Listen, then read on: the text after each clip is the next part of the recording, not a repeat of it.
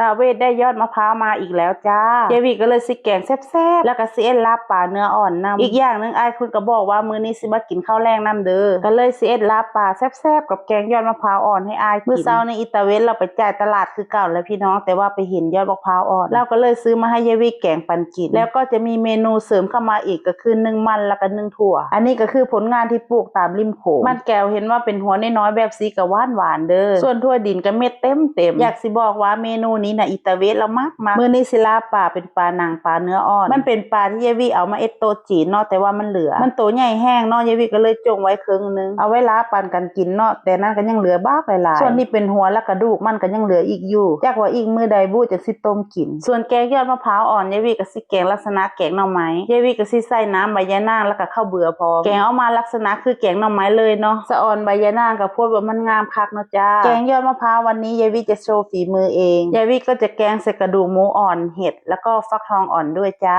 มะขามส้มต้นอยู่ข้างหลังยายวีนะมันสุกแล้วจ้าทุกคนฟักใหญ่แต่สะอ่อนคักแล้วก็เปรี้ยวจี๊ดขนาดเลยใส่ต้มนี่ใส่ทีละน้อยก็พอใส่นิดเดียวก็เห็นผลแล้วส่วนใบยะนางยายวีก็สิเอามาย้องเองปกติอิตาเวนแล้วสิซื้อมาจากตลาดปกติซื้อมาจากตลาดก็สบายดีเนาะแต่ว่ามื้อนี้มันบ่มียายวีก็เลยย้องเองก่อนอื่นยายวีก็จะต้มกระดูกหมูอ่อนซะก่อนจ้าทุกคนก็สิใช้เวลาในการต้มหันดนแน่จักหน่อยเนื้อหมูจะได้อ่อนๆนิ่มๆกินส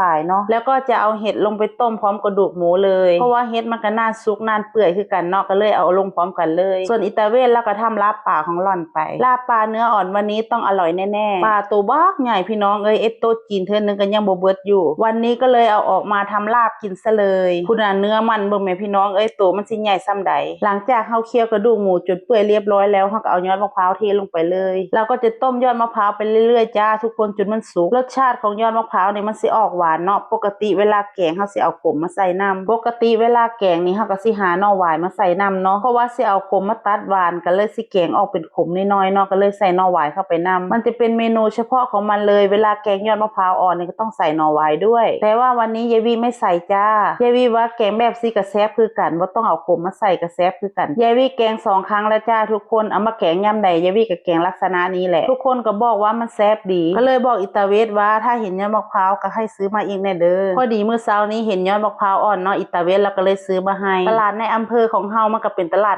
น้อยๆเนาะบ่แม่นว่ามันสิมีซุมื้อนานๆถึงจะเห็นทีนึงกว่าจะได้กินจนว่าลืมหลังพุ่นละมันบ่แม่นว่าสิมีแต่เฮาซื้อเนาะคนอื่นเขาก็ซื้อไปคือกันพอดีได้ยอดมะพร้าวอ่อนมาก็เลยซื้อฟักทองอ่อนมาด้วยมากฟักทองอ่อนหรือว่าบักอื้อน้อยนี่แกงใส่หยังก็แซ่บเนาะแกงยอดมะพร้าวอ่อนของยายวีก็เสร็จเรียบร้อยแล้วจ้าแต่ว่ายังเหลือยังบ่ใส่ก็คือผักอีตู่ใบแมงลักพี่น้องกำลังไปเก็บอยู่ระหว่างรอใบแมงลักเฮาก็มาคนลาบก่อนเนาะลาบปลาเนื้ออ่อนพี่น้องมื้อนี้ต้องแซ่บแน่ๆเลยวิธีปรุงลาบกับแบบทั่วไปจ้าแต่ว่าลาบปลาต้องใส่หัวข่าอ่อนด้วยหัวข่าอ่อนเวลาเฮาใส่ลงไปเนาะเวลาเฮากินนี่ฮะมันสิได้หอมแล้วก็แก้ข้าวได้พร้อมจ้าปรุงด้วยพริกข้าวคั่วชูรสเหยาะน้ำปลาแดกลงไปจักหน่อยแล้วก็น้ำปลานำใส่มะนาวลงไปสุดท้ายแล้วก็คือหอมจ้าทุกคนคนเล่ให้เข้ากัน2 เมนูก็เป็นอาว่าเสร็จเรียบร้อยถ้าแต่คนกินเด้บานนี้รอว่าที่นายกเพิ่นมาเปิดงานซะก่อนเนาะถ้าอายจ้าทุกคนอายเพิ่นบอกว่ากำลังนึ่งข้าวอยู่จักหน่อยสิมา